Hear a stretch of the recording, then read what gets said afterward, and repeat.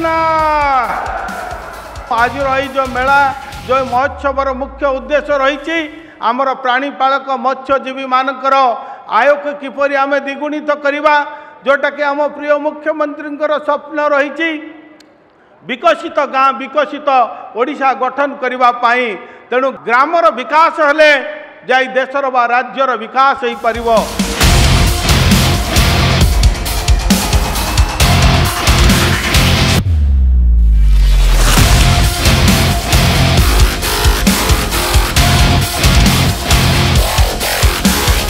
जदि यही हिसाब रे काम हम 2036 बेलू ए राज्य निश्चित भाव में विकसित राज्य हो पार।